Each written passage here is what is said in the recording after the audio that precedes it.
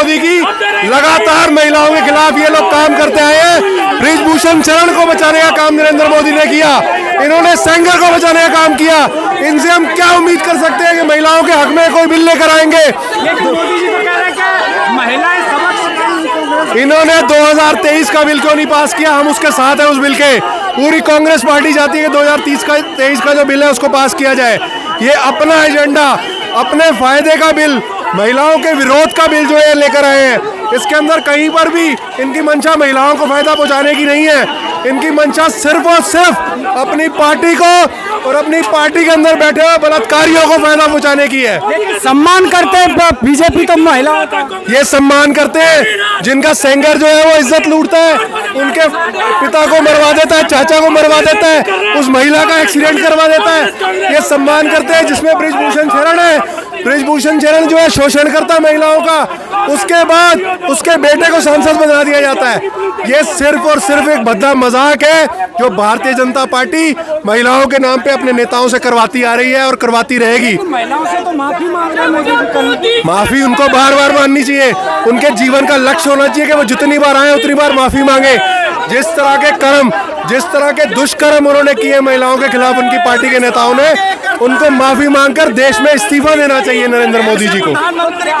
आज आंदोलन करने की क्या मंशा थी? देखिए, हमारी मंशा यही है कि 2023 का जो बिल था उसको पास किया जाए, जैसी उस स्थिति में था उस तरह से।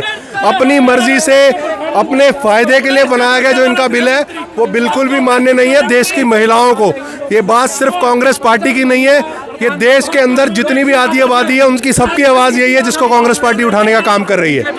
कल बोल रहे हैं कि जिस तरह से संसद में महिलाओं की भ्रूण हत्या की है कांग्रेस और विपक्ष ने, एक मसला इस हिंदुस्तान देश के अंदर, एक मसला ऐसा नरेंद्र मोदी बता दें जो उन्होंने आबादी, चाहे वो महिलाओं की हो, चाहे वो माइनॉरिटीज़ की हो, चाहे वो पिछड़ों की हो, चाहे वो ओबीसीज की हो, अगर उसके हक में कोई एक फैसला इस प्रधानमंत्री ने किया हो तो आप मुझे बताएं और भारतीय जनता पार्टी का कोई भी नेता आकर बताए। मगर इनकी मंशा शुरू से सिर्फ और सिर्फ अपने लोगों को, अपने नेताओं को, बेटी पढ़ाओ बेटी बचाओ का भी किया ना, वो नारा इन्होंने दिया। उसके बाद ही तो बृजभूषण शरण ने इज्जत लूटी, उनके साथ शोषण किया। उसके बाद ही तो सेंगर ने रेप किया। वो कहाँ है प्रसन्ना जो भाग गया 3000 महिलाओं से ज़्यादा जिसके ऊपर शोषण का आरोप है, जिसकी वीडियोज़ हैं सरकार के पास, उसको छोड़ करके एयरपोर्ट तक आए इनके नेता। उनको, जिनको स्टेज के ऊपर खड़े होकर प्रधानमंत्री नरेंद्र मोदी हाथ रख के कंधे पर शाबाशी देते थे कि ऐसे युवा देश में होने चाहिए, आज वो युवा कहाँ है? उसको, उस अपराधी को इन्होंने बचाने का काम किया, उसको इन्होंने बार बार जो है देश से भगाने का काम भी इन्होंने किया ऐसे अपराधियों को।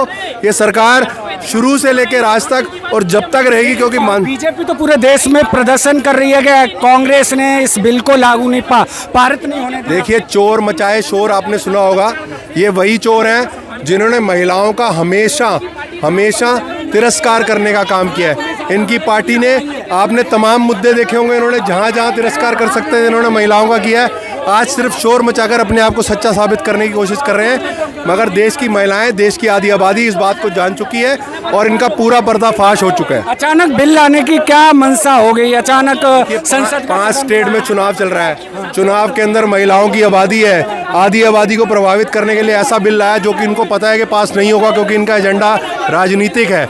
और बिल्कुल बेशक ये पूरी की पूरी इनकी मंशा थी, ये पूरी की पूरी इनकी एक जो है राजनीतिक बिल्कुल प्लानिंग थी।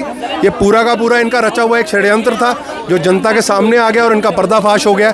आज इनका पर्दाफाश हुआ है, जिसकी वजह से पूरे देश में महिलाओं को आज ये पता है कि नरेंद्र मोदी ने किस मंशा से जो है ये बिल लेकर आए थे, और ये औंधे मुंह गिरा बिल। और आने वाले दिनों में भी कांग्रेस इसका विरोध करेगी, देश की महिलाएं इसका विरोध करेंगी। इस बिल से आज तक कभी भी बीजेपी ने हार नहीं मानी, इस बिल के पीछे है। ये बिल लाने वाला कौन था? इस बिल को अगर कोई चाहता था सबसे ज़्यादा तो वो कांग्रेस पार्टी चाहती थी कि महिलाओं को उनका हक मिले।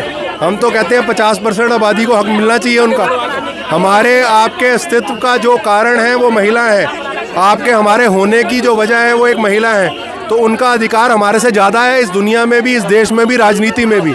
हम इस बात से कहीं पर मुकरते नहीं हैं। मगर क्या ये सरकार, ये पार्टी सिर्फ और सिर्फ अपनी राजनीतिक मंशा के चलते ऐसा बिल लेकर आएगी, ऐसा विकलांग बिल लेकर आएगी जिससे सिर्फ इस पार्टी को फायदा हो? तो हम उसका विरोध करते रहेंगे जब तक हमारी आखिरी सांस।